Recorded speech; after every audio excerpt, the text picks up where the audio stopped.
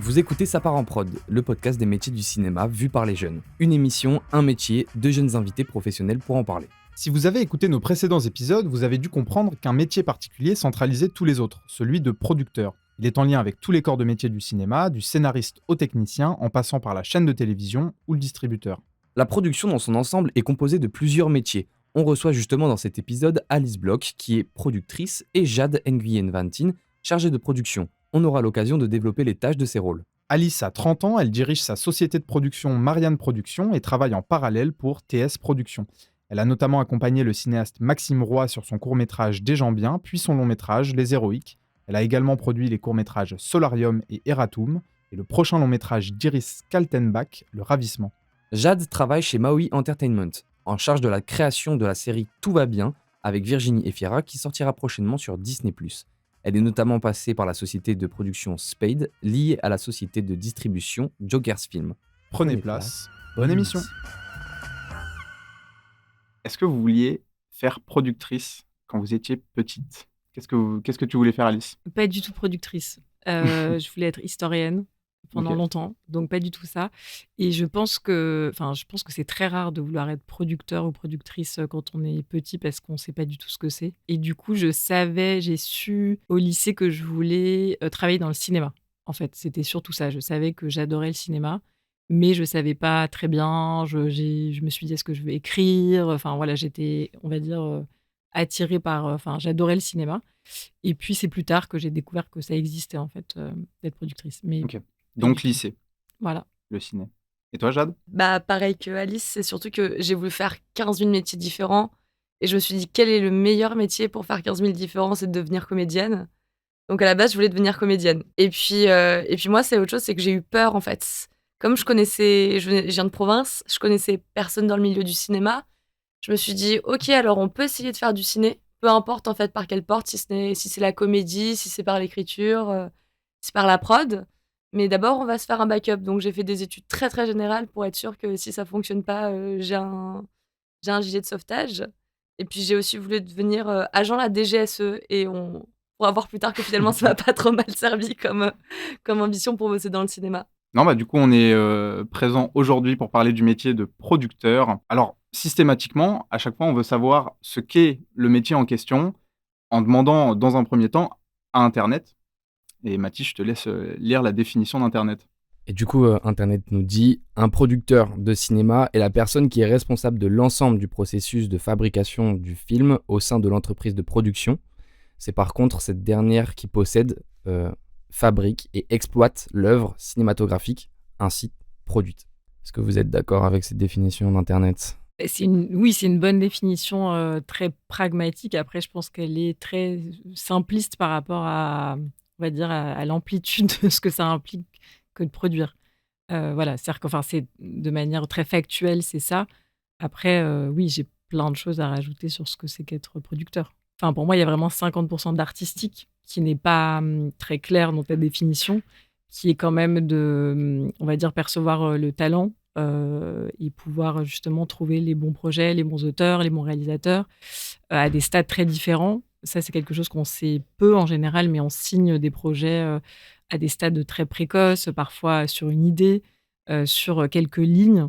Et l'idée, c'est vraiment d'accompagner l'auteur, le réalisateur. Si c'est un réalisateur, peut-être de trouver le bon scénariste pour l'accompagner, de faire des retours de scénario. Et juste toute cette phase-là qui est vraiment énorme et qui est, je pense, vraiment 50%, voire 70% de notre temps, c'est une phase totalement immergée et que personne ne voit et que personne ne sait. Et après, on est en charge de la responsabilité financière, exécutive des tournages. Et après, on donne l'argent à un directeur de production. Donc ça, on peut aussi revenir là-dessus. Et on suit tout le processus. On revient très présent, en général, en montage pour accompagner le film jusqu'à sa sortie. Voilà. L'autre jour, j'ai dû expliquer à ma grand-mère que le métier de réalisateur et celui de producteur n'étaient pas le même métier. C'était vraiment distinct. Et du coup, comme tu l'as dit, que le producteur qui a un rôle financier n'est pas celui qui finance.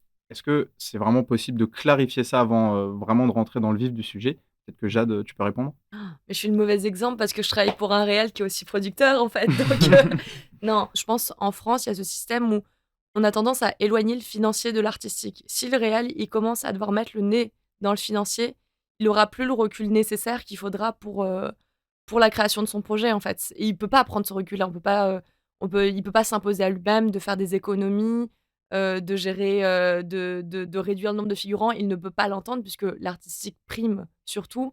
Et c'est là, en fait, l'importance du producteur. C'est que le producteur, il a ce recul, il a cette vision globale, comme l'expliquait Anis, de l'ensemble de la vie d'un projet et est capable, s'il le peut, de raisonner son réalisateur. Et d'ailleurs, dans la définition de producteur, je pense qu'il y a un mot qui manque, c'est aussi le mot babysitter, en fait, parce qu'un producteur est aussi un petit peu le babysitter de son réal, que ce soit pendant la période de développement, de production, enfin jusqu'à la fin, jusqu'à la sortie de son film. Et donc, tu disais que la personne pour qui tu travailles est réalisateur-producteur. Comment Ouais. est-ce qu'il s'en sort? Et il s'en sort, mais parce que justement, il ne touche pas au financement. C'est-à-dire qu'il va garder cette casquette, enfin, c'est le concept en fait de showrunner qui existe aux États-Unis, Ah oui, qui parce qu'il fait de utilise la très série. peu. Il fait de la série. Il va vraiment gérer de A à Z et avoir un avis absolument sur tout.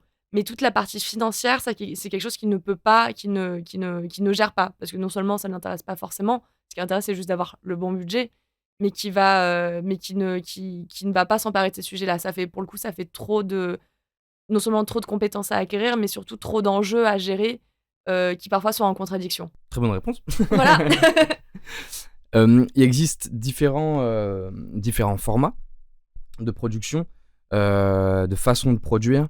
On peut faire des longs métrages, du court métrage, de la série, du clip, etc. Et ça peut être uniquement financé en France ou de l'argent étranger. Qu'est-ce qui différencie tout ça en termes de production? Alice, tu fais à la fois du court et du long. Peut-être que tu peux commencer à répondre. Produire un long métrage, on parle au minimum de 3 années, voire 4, voire 5. Et une des choses les plus difficiles, c'est arriver à avoir de la constance et un regard frais et de la lucidité. Et en ce qui concerne les courts-métrages, bon, c'est toujours trop long, hein, mais quand même, étant donné qu'il y a besoin de moins d'argent, que c'est plus court, que c'est pas du tout les mêmes fonctionnements, c'est pas régi par les mêmes règles. Et du coup, on peut quand même espérer faire des courts-métrages de manière beaucoup plus rapide. Moi, j'ai fait des films totalement autoproduits et totalement produits. Et d'ailleurs, enfin, voilà, le premier court-métrage que j'ai produit, on l'a fait avec 3 000 € et il a fini au César. Donc voilà, on ne voulait pas attendre. Qui s'appelle Beautiful Loser. Et pareil pour Des gens bien que j'ai fait avec rien 2 ans après, il était au César aussi. Enfin, en fait, les films que j'ai le moins financés, c'est presque ceux qui ont été le plus. Voilà. Mais c'est quelque chose qui est beaucoup plus difficile à faire avec les longs métrages, par exemple. Et après, je pense quand même que le court métrage est fait aussi pour avoir plus de liberté, pour expérimenter. C'est quelque chose d'assez génial parce qu'il y a moins de gens qui te donnent de l'argent et donc tu es plus libre. Et ça, c'est toujours la même chose et c'est un peu c'est-à-dire l'enjeu du long, c'est qu'on a plus de gens à convaincre et donc il faut arriver à garder l'identité du projet sans devenir consensuel et sans se perdre finalement dans les retours pour juste convaincre et réunir de l'argent, quoi. Tu parlais de beaucoup d'années au début Ouais. de ta réponse. À quel moment la production, de manière générale, intervient dans un film? Bah, en fait, ça dépend. Moi, j'ai eu différents cas de figure. C'est-à-dire que, par exemple, le premier long métrage que j'ai produit, qui était Les Héroïques, était un film qui venait. Enfin, je l'ai signé quand il venait d'avoir l'aide à la réécriture du CNC. Et donc, il y avait déjà un scénario. Après, c'est allé assez vite. On tournait 1 an et demi après la signature du film. Donc, c'est vraiment très court. Et après, j'ai d'autres projets où c'est dans des discussions. Par exemple, un autre projet que je développe en ce moment, c'est vraiment parce que le réalisateur dînait chez moi et il m'a parlé d'une histoire et je lui ai dit: «Mais ça, ce serait un super film» et il m'a dit: «Beh oui, bah, j'y avais pensé» et cetera et en fait, on a signé ce long métrage. Ça, c'est intéressant parce que, par exemple, j'ai énormément d'amis qui ont envie de faire des films et ils n'ont pas de contact, ils savent pas comment faire. Ils se demandent si juste envoyer un mail à la boîte de prod, ça va marcher. Alors moi, je suis une optimiste parce que dans l'ancienne boîte de prod pour laquelle je bossais, notre objectif, c'était principalement de lancer des jeunes réals. Mais jeunes, enfin, jeunes, pas dans l'âge, mais en tout cas, on va dire dans la première expérience. C'était quoi la boîte de prod? Joker Sim. Il y a un jeune réal qui nous avait envoyé un scénario par mail il y a 1 an. Et en fouillant, en fait, dans les mails, je pense que toutes les boîtes de prod, en fait, ont une adresse mail générique où tout le monde nous envoie les projets. Et ça doit être un condensé de 300-400 mails, malheureusement pour les expéditeurs qui ne sont que très rarement ouverts. Mais ce jour-là, on a ouvert son mail en fait, on a trouvé un scénario, en tout cas, un premier pitch qui était absolument pas mal du tout. On s'est dit: «Bah, on va le rencontrer» et puis, 1 an après, en fait, on avait produit son court-métrage, qui maintenant va être diffusé, sur France 2. La chance sourit aux audacieux donc mais c'est vrai qu'au plus on rencontre, au plus on échange, au plus on a de chances de tomber sur les bonnes personnes. Pour mettre toutes les chances du côté des réalisateurs, il faut envoyer en effet à beaucoup de boîtes de prod. Et je pense qu'aller dans les festivals, aller notamment, je sais que par exemple un réalisateur que maintenant je produis, il cherchait un producteur, il ne connaissait pas grand monde. Il avait fait le pitch du festival de Lille. Voilà, en fait, il a envoyé son scénario, il a pitché. Il y avait des producteurs qui ne connaissaient personne. Il y avait plein de producteurs qui étaient là, ils l'ont signé. Et c'est vrai que ces filtres-là, ils sont très, très précieux. Il y a le festival de Valence aussi, qui est génial et auquel on peut envoyer des scénarios de courts, de longs, et où il y a des rencontres. Enfin, et c'est vrai que c'est des endroits, en tout cas, que je trouve, et il y en a quand même un certain nombre, des bons lieux pour rencontrer, parce que sinon, comme ça, voilà, dans le flot du quotidien, il y a quand même beaucoup, beaucoup de chances d'être un peu noyé. Et voilà, pour mettre toutes les chances de son côté, je pense qu'il y a quand même beaucoup d'endroits où là, il y a la Maison du film court, qui est super aussi, qui est un endroit de conseil, où il y a des rencontres. Enfin voilà, il y a la région Île-de-France où il y a des pitchs. Enfin, bon, il y a beaucoup d'endroits où je pense que même sans contact, justement, on peut y aller et essayer de trouver la bonne personne, comme tu le dis, parce que c'est vrai, il faut trouver la bonne personne. Il ne faut pas juste rencontrer quelqu'un, il faut trouver la bonne personne pour le bon projet. Moi, je voulais savoir, quand est-ce que la société de production gagne de l'argent? Jamais. OK. Jamais. C'est la Vu. meilleure On est tous réponse. pauvres.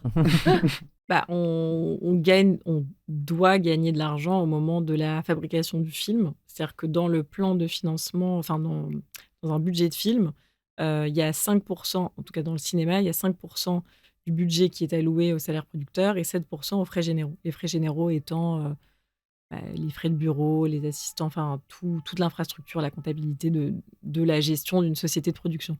Et donc normalement, quand un film est suffisamment financé, il y a assez d'argent pour faire le film et pour ces 12%. Ce qui se passe malheureusement, c'est que les films étant difficilement financés, de plus en plus difficilement financés, on rogne systématiquement sur ces salaires-là.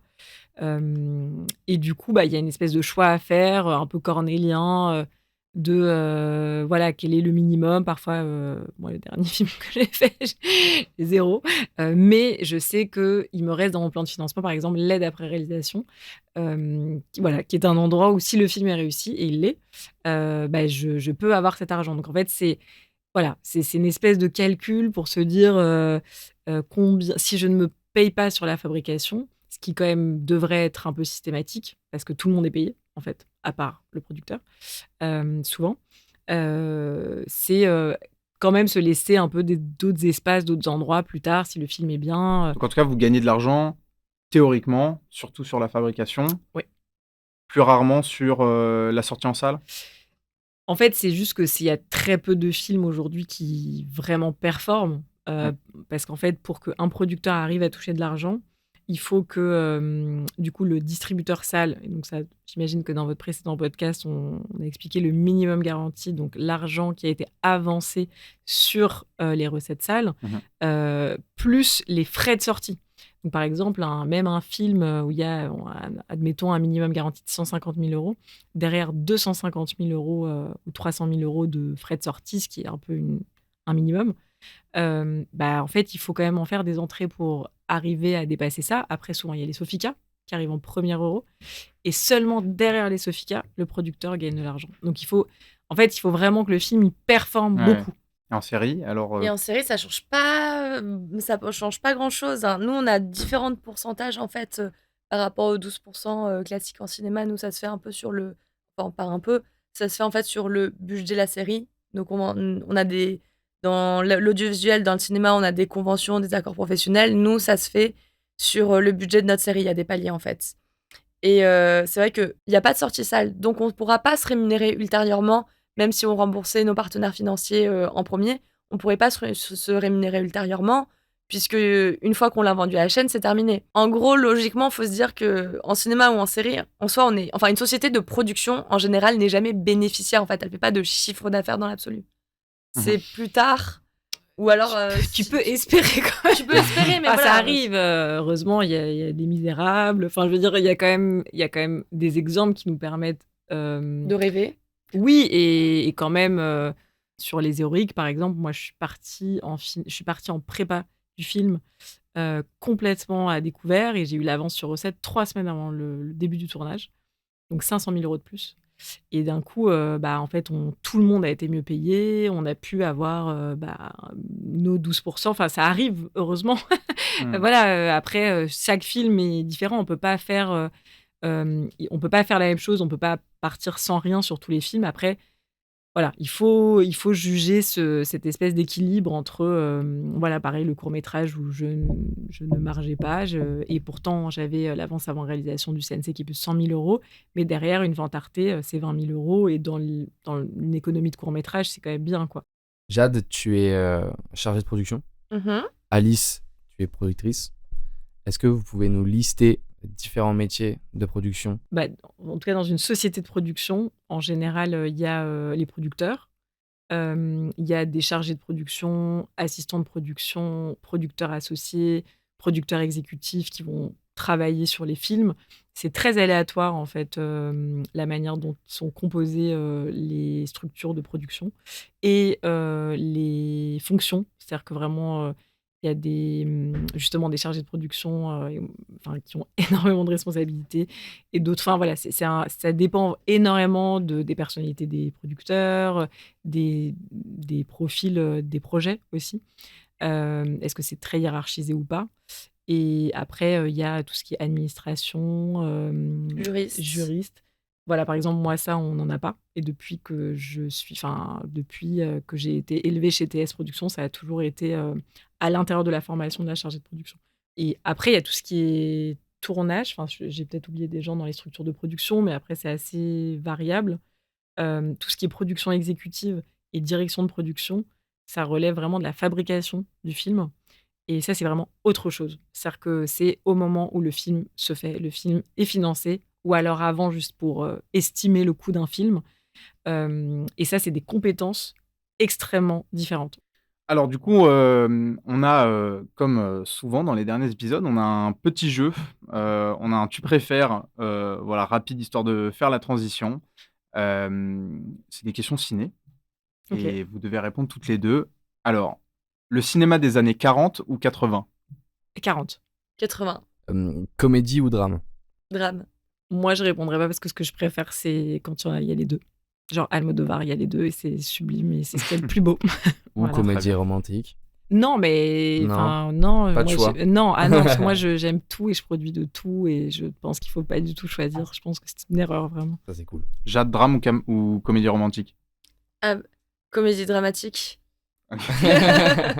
Soirée ou petit film à la maison? Petit film à la maison tout de suite. Ouais, pareil. Sitcom, genre Friends, ou feuilleton, genre Game of Thrones? En fait, j'aime ni l'un ni l'autre. Ouais, je sais pas. Je pense que c'est pareil. Il y a des sitcoms géniales et des séries feuilletonnantes géniales. Donc pareil, moi, je choisis pas. J'adore. Ok. Mais j'aime pas laisser de là en revanche. Ok. J'en aime d'autres. Jade? Moi, je suis team feuilleton. Feuilleton. C'est une des formations professionnelles. Ok. Clermont-Ferrand ou Berlin? Clermont-Ferrand. C'est tellement chouette. Ouais, Clermont-Ferrand. Pour les auditeurs, on parle de festival, au cas où. Livre, lire un livre ou un scénario?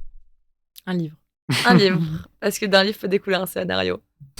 Non, et puis un livre, c'est une œuvre finale, alors qu'un scénario, ça n'est que une projection d'un film à venir. Donc, si ça avait été un livre ou un film, ça aurait été un autre débat, mais un scénario n'est que un film en devenir. C'est pas une œuvre en soi. César ou Oscar? César, en France. Ouais, on va être chauvin, César. Parce que j'ai jamais regardé la cérémonie des Oscars de toute manière. Et dans la continuité, du coup, La Nuit du 12 ou c'est fallait que ça tous. Everything, Everywhere, All at Once. La nuit du 12. La nuit du 12. Vraiment. Ouais. J'ai regardé en lendemain de soirée, c'était vraiment le film que je déconseille le plus au monde Ah ouais. à regarder un lendemain de cuite. Vraiment, ne faites pas ça à la maison, ne reproduisez pas ça à la maison. Vraiment. Ok. Et si vous voulez comprendre pourquoi, regardez le film. Et la dernière question, faire un court-métrage bien produit ou un long-métrage mal produit? Bah, Un court-métrage bien produit. bien produit. Ok. C'était pour savoir si vous alliez directement, genre, pour l'honneur de ce qu'est un long métrage. Non, mais un il long faut pas métrage qui est mal opposer. produit, après un long métrage qui est mal produit, ça veut tout et rien dire. C'est-à-dire que s'il est bien, Oui, il est bien. Mais s'il est mal produit et que ça mais après, sous-entend en qu'il termes est de pas bien. galère pour le producteur que ça peut avoir derrière. Oui, mais s'il est peu financé mais très beau, qu'est-ce qu'on appelle mal produit? Parce que Ok. mal produit, ça veut dire qu'on a mal fait notre travail. Moi, je propose de revenir un peu sur votre parcours. Déjà, comment est-ce que vous avez rencontré le cinéma? C'était quoi le premier truc où vous vous êtes dit, mais en fait, le cinéma, c'est un métier, je vais peut-être faire ça dans ma vie? Alors moi, c'était enfant, mais parce que voilà, du coup, je voulais devenir comédienne. Et je trouvais ça génial, voilà, de pouvoir vivre tellement d'expériences. Et avec le temps, je me suis dit, ça doit être possible de continuer de le faire sans être comédienne. Il y a forcément d'autres métiers qui t'emmènent comme ça à voir, Et du coup, vivre d'autres histoires. t'as eu un premier truc pour te dire que tu voulais Ouais, devenir les Demoiselles comédienne. de Rochefort quand j'avais 3 ans. Ah, voilà, c'est ça qu'on veut. Ça, et puis- non, voilà, il y avait ça. Et puis après, je sais plus, j'ai dû voir Spy Kids. Et j'ai dit, bah, en fait, je veux devenir espion. Puis le lendemain, je vais devenir pilote d'avion. Et je me suis dit, bon, ça va être compliqué, va falloir choisir. Je me suis dit, bah, je vais devenir comédienne. Et c'est en refaisant un stage beaucoup plus tard. Je m'étais persuadée, en fait, que j'allais finalement travailler dans une ambassade. J'avais commencé à apprendre l'arabe, à faire un certificat sur le Moyen-Orient. Je voulais travailler soit à DGSE, soit en ambassade. Et par hasard, je me suis retrouvée en stage dans un festival de cinéma aux États-Unis. Et en fait, je me suis rappelé à quel point j'aimais ça, à Ouais. quel point je me sentais. En fait, pour la première fois, j'avais 19 ans à l'époque, mais je me sentais complètement à ma place. Et à partir de là, je me suis plus jamais posé de questions. Je me suis dit, ok, tu rentres en France, tu fais ce qu'il faut, tu continues, tu termines tes études, et en fait, après, tu lâches rien. Je savais pas ce que je voulais faire, si c'était de la prod ou de la distrib. Je savais même pas vraiment ce que c'était de la distrib à l'époque. En fait, je connaissais rien, à part le fait que j'adorais voir des films et en parler avec les gens. Et petit à petit, voilà, ça s'est dessiné plus vers la production. Et toi, Alice? Et moi, il y a eu d'abord la cinéphilie. Très très jeune, moi j'avais un père complètement fou de cinéma qui s'est reconverti dans le cinéma plus tard. Donc ça aussi, ça m'a appris que c'était quand même possible aussi. Et après, moi je pense que mon choc, il a été avec Le Parrain, vraiment à 15 ans, et où je pense qu'au moment de l'adolescence, qui est un moment complexe identitairement, vraiment le cinéma, ça m'a vraiment ouvert justement, en termes d'émotions, de vie parallèle, tout ce que le cinéma nous offre. Et c'est vrai que je me suis dit, je pense que les gens qui sont attirés par le cinéma ont toujours des rapports problématiques à la réalité, ou en tout cas Oui. peuvent quand même questionner le réel. Et c'est vrai que moi, le réel est parfois décevant, et parfois, en tout cas, j'avais cette tension-là, mais avec la fiction de manière générale. Et après, j'ai eu plusieurs étapes, c'est-à-dire que moi, j'ai fait Sciences Po. Je savais que je voulais travailler dans le cinéma, mais je ne savais pas ce que c'était. Et je suis partie aux États-Unis faire un stage, et j'ai rencontré une réalisatrice dont j'avais adoré le court-métrage, et je suis allée la voir, je lui ai dit que j'avais adoré son court-métrage, et elle m'a dit, j'ai un long-métrage, produis-le. J'avais 19 ans. Et à l'américaine, parce qu'en France, je n'aurais jamais osé, mon compagnon américain m'avait dit, mais vas-y, y a pas de problème. Donc, ce qui n'est pas du tout français, malheureusement. Et donc, je l'ai fait. J'ai produit un film en Islande, muet, sans dialogue musical, de 1h30. Bref, avec à l'américaine. Donc, c'est des systèmes de financement privé très différents. Et je me suis complètement sentie. Ça a été horrible, mais horrible, une expérience atroce, parce que je ne comprenais pas du tout ce que je faisais. Et je me suis dit, si après une mauvaise C'est expérience, marrant, on a ça. toujours envie d'être producteur, voilà. Et après, j'ai monté une première boîte en parallèle de mes études, ce qui était trop, que j'ai fermé. Et après, du coup, à 22 ans, j'ai intégré TS Productions. Ok.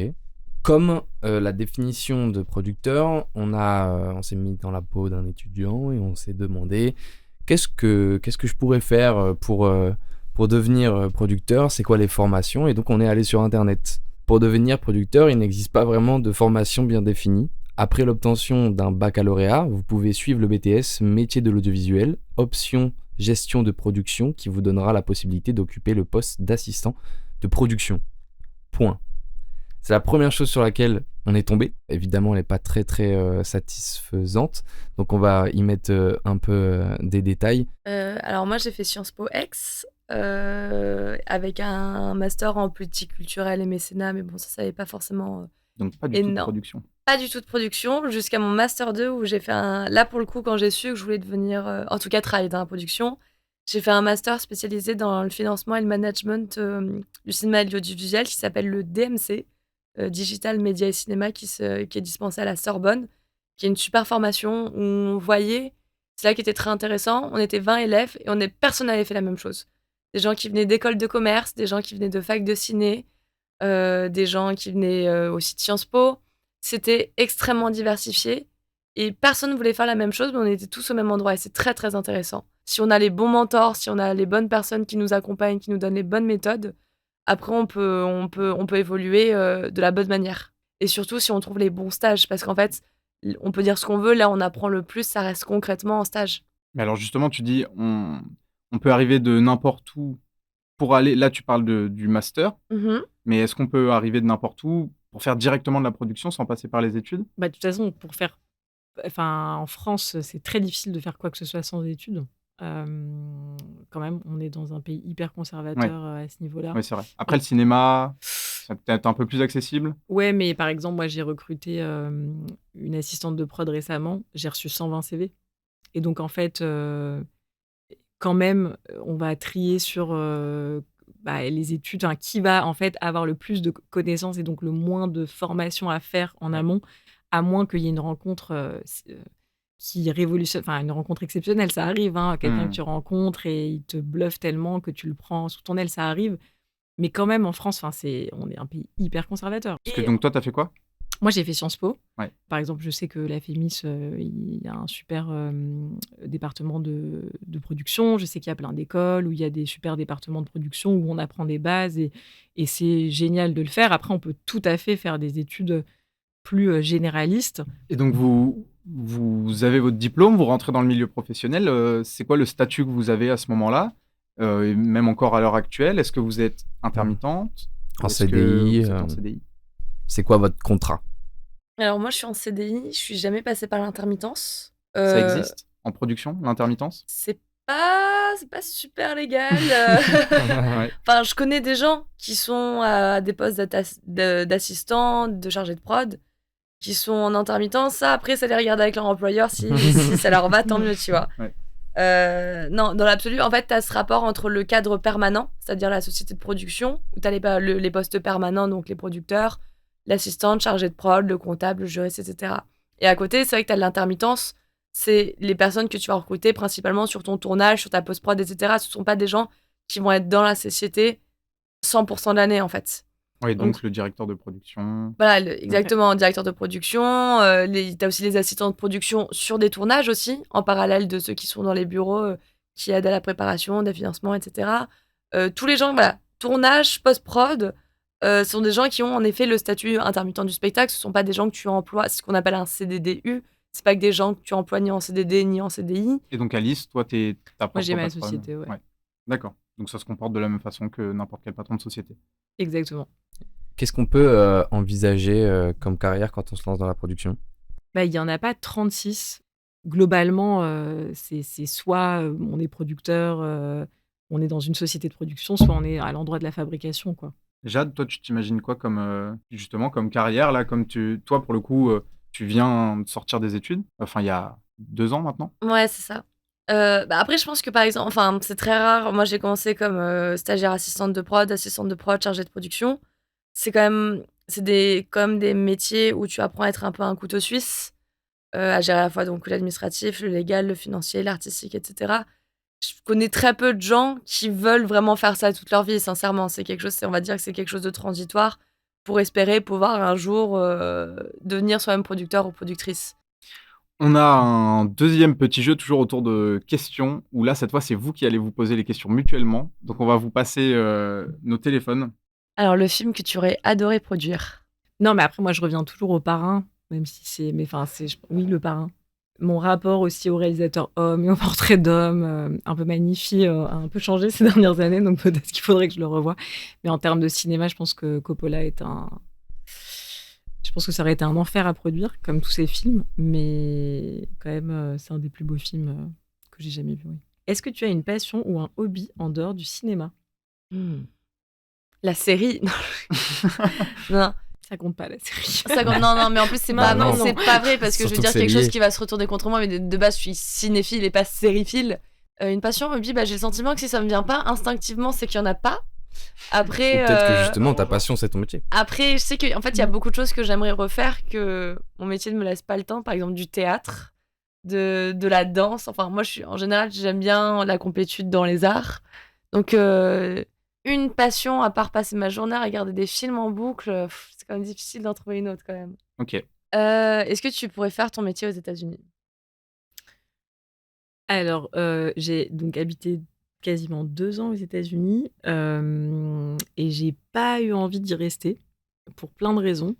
Mais je trouve que même si j'adore, New York, parce que c'est New York, c'est pas les États-Unis, hein, j'ai adoré quelque chose là-bas que je trouve que tous les jeunes devraient ressentir, c'est tout est possible. Et ça m'a donné des ailes, pour faire des choses folles et me vendre à des gens, enfin me vendre mes compétences, pour me retrouver à bosser sur un film de John Turturro avec Woody Allen, enfin alors que vraiment en me survendant. Et ça, c'est un truc que cette espèce de sentiment que tout est possible, ça m'a complètement portée et ça aussi a contribué que j'ai fait les choses assez jeune, je pense. Et moi, je pense que mon expérience aux États-Unis, ça a vraiment déclenché quelque chose mais au pire, tu risques quoi? Mm. Et ce truc de cette peur de l'échec qui est quelque chose qui est un des trucs les plus horribles qui nous paralyse en France et chez les jeunes. Je veux dire, il y a beaucoup cette mentalité en France, malheureusement. Vachement. Et alors qu'aux États-Unis, c'est t'as planté une boîte, mais c'est super, t'en as créé une. Et vraiment, ça, moi, C'est je trop le bien. dis et je le redis autour de moi. Genre, essayez, faites, et surtout, n'ayez pas peur. Au pire, c'est pas bien. So what? Au pire, enfin, je veux dire, il n'y a jamais de mauvaise expérience. Il n'y a que de l'apprentissage et des choses vraiment super. Après, à titre personnel, j'ai trouvé que c'était une vie assez dure pour la vie à venir, de famille, tout ça. Je n'avais pas du tout envie d'être aux États-Unis. Je trouvais ça trop dur. Ok. Enfin, moi. Est-ce que tu pourrais passer devant la caméra? Ouais, du coup, ouais. On voulait Alors, poser cette question et en fait, tu as répondu j'ai un juste peu avant. répondu. Alors, est-ce que je pourrais le faire aujourd'hui? J'en sais rien. Mais c'est ça qui. Est-ce que je crois que ça n'existe pas des métiers où tu as été producteur et acteur? Tout est possible. Enfin, Michel Piccoli l'a fait. Je sais qu'il l'a fait, mais sa société Il y a, de production a planté assez rapidement quand même derrière. celui des Demoiselles de Rochefort, qui était producteur. Jacques Perrin, qui Qui était était un très bon producteur, producteur. un très bon producteur de documentaires notamment. Bah, C'est vrai qu'il peut-être. y a pas mal Tout des est possible. acteurs qui finissent par faire de la prod. Bon, Mais pas forcément l'inverse. Plus pas mais- réalisé. il y a produit. beaucoup, T'en as produire quelques-uns, plus, mais c'est encore, on vient à la question là, de la je pense valeur à Brad Pitt, du mais, nom. Ouais. C'est peut-être un cas à part, mais en tout cas, il y en a peut-être plus que de producteurs qui deviennent acteurs. Mais ça vient, en fait, on revient plus à la notion de producteur exécutif artistique, en fait, à l'américaine, qui Ouais. vont, en fait, influencer, donner des conseils. On le voyait aussi sur des séries, etc. À la fin, Friends, t'avais tout le cast qui était devenu producteur, tu vois, mais non pas dans la manière qu'on entend, en effet, de gestionnaire Ouais. de boîte, quoi. Est-ce que tu considères ton métier comme artistique? Ah oui, complètement. Enfin, c'est ce que je disais tout à l'heure, je pense qu'il y a une énorme partie d'artistique qui est, pour moi, après, il y a vraiment tout type de producteurs, mais il y a des gens qui sont pas très investis dans l'artistique et qui vont être très, très, très bien en financement. C'est pour ça que si vous voulez être producteur, je pense qu'il faut pas se brimer parce qu'on a telle ou telle compétence. En fait, il y a certaines compétences qui sont quand même très importantes, mais je connais pas un seul producteur. Enfin, il n'y a pas de producteur pareil, quoi. C'est vraiment. Et pour moi, en tout cas, l'artistique est essentiel. Voilà. Après, évidemment, le financement, moi, ça m'amuse. C'est toujours. Enfin, tout est lié. Comment ton métier influe sur ta vision du cinéma? Alors, je commence à avoir des déformations professionnelles, en fait, mais pas cool. Je regarde plus des films ou des séries comme avant. Notamment, moi qui m'occupe beaucoup sur la partie juridique, un sujet qui est très présent quand on travaille pour des plateformes, c'est la présence des marques. les placements de produits, etc. Et par exemple, en ce moment, j'ai un dossier où je dois vérifier qu'on a des accords avec toutes les marques qu'on représente. Mais j'ai regardé La Syndicaliste l'autre jour et j'étais obsédée par le logo Areva qu'ils avaient sur les casques en me disant mais comment ils ont fait? Ça a dû coûter une blinde. Enfin, je regarde un film et je vais regarder tous les petits détails, les avions dans lesquels ils ont tourné. C'est vraiment une déformation professionnelle nulle. Donc ça influence mauvaisement ma cinéphilie. Après, maintenant, je fais partie de ces gens qui restent jusqu'à la fin du générique dans une salle de cinéma aussi. Yes, ça fait plaisir. Ça, c'est Non. les gens, Et puis, les gens importants. ouais, non, mais c'est important. Restez Oui, pour les vraiment. petits stagiaires assistantes de C'est ça, prod. c'est pour honorer l'équipe. C'est ça. Ce milieu fait-il suffisamment confiance aux jeunes? Bah, en fait, c'est hyper paradoxal. C'est-à-dire que le milieu, de manière générale, quand même, il y a beaucoup de jeunes et il y a un avantage qui est tout le système autour des premiers films, qui est quand même un truc incroyable. C'est-à-dire on a au CNC un comité juste pour les premiers films. Toutes les chaînes ont des obligations de premiers films. Donc, je trouve quand même qu'il y a, tout un système de financement de courts-métrages qui est extraordinaire, qui n'existe nulle part au monde. Il y a des gens qui vivent juste en produisant et en faisant des courts-métrages. Enfin, c'est fou, quoi. Et c'est génial parce que du coup, ça a créé un vivier. Enfin, le festival de Clermont-Ferrand, c'est merveilleux d'y aller. Il faut y aller. C'est tellement... Enfin, voilà, Tout ça, c'est des jeunes auteurs. Est-ce qu'il y a des jeunes producteurs, assistants de production, etc. Oui, bah, les assistants de production et chargés de production, souvent, quand même, sont jeunes. Parce que tu as raison, je pense que quand même, souvent, c'est des endroits de formation et c'est aussi des métiers où on te demande beaucoup de disponibilité. Et donc, c'est aussi beaucoup de fraîcheur. Et donc, c'est aussi bien quand même voilà, quand tu es plutôt jeune. Après, les nouveaux entrants, quand tu es un jeune producteur, c'est hyper dur. Ça, c'est sûr. Mais comme quand tu es réalisateur, après, plus en tant que producteur, parce qu'en tant que producteur, tu as la responsabilité financière et administrative. Et ça fait toujours peur. Ça fait peur de donner 1 million d'euros ou 500 000 euros à quelqu'un que tu connais pas. C'est logique, quoi.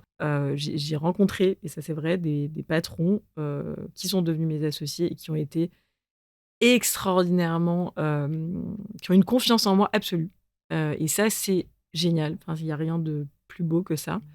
Et après, j'ai bénéficié de ce qu'on appelle la Fondation Lagardère, la bourse du jeune producteur, qui donne de l'argent à un jeune producteur, à un producteur de moins de 30 ans pour l'aider à financer sa société. Donc quand même, moi, j'ai quand même eu beaucoup de gens qui m'ont tendu la main.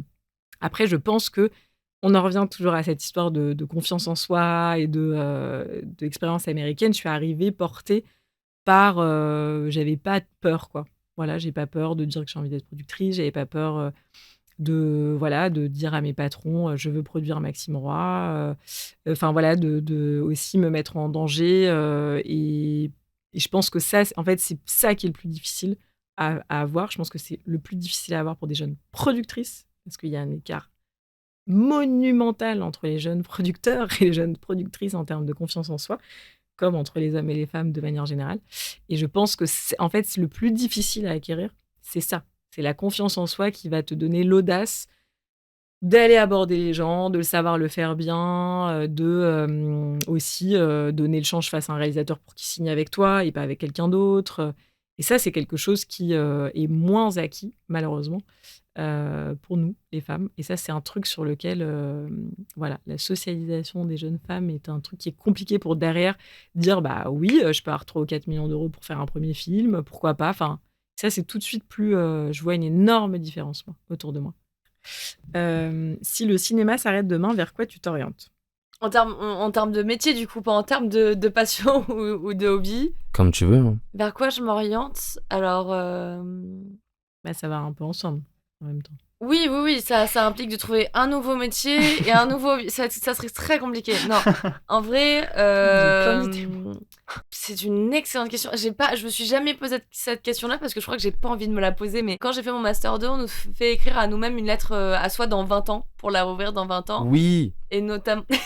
Tu as vécu la même expérience? Mais oui, j'ai fait un truc similaire. D'accord. Et c'est trop bien de faire ça. Et c'est trop bien. Mais moi, j'ai déjà ouvert 4 fois en fait depuis que j'ai commencé. Depuis que j'ai quitté le Master. Pas du tout. Parce que j'ai eu beaucoup trop de doutes depuis.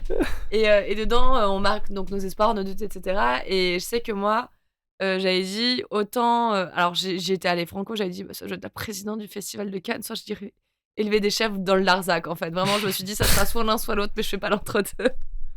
Mais non, je ne suis pas aussi prétentieuse. Mais Je pense que si je ne travaillais pas dans le cinéma, je pense que j'irais me replier pour le coup complètement, mais vraiment sur un métier beaucoup plus, en province déjà, un métier qui implique pas, on va dire une quelconque réflexion. Non, c'est mauvais, c'est méchant pour les éleveurs de chèvres dans le Larzac en plus, c'est vraiment pas sympa. Non, mais en tout cas quelque chose qui impliquerait pas autant de complexité, d'investissement, je veux dire.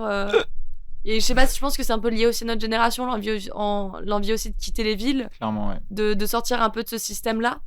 Je pense que ça serait plus lié en fait, pas tant à une passion, un métier spécifique, mais plus la recherche d'une autre qualité de vie en fait. Est-ce que tu pourrais produire un gros blockbuster français? Complètement. Moi, j'ai une cinéphilie extrêmement, voilà, enfin, Éclectique. diverse. Ouais, et j'ai produit un cinéma justement assez dramatique et assez social. Là, je produis une comédie d'anticipation en septembre. Je pourrais faire des comédies romantiques. J'adorerais faire une comédie romantique en ce moment. Je cherche ça.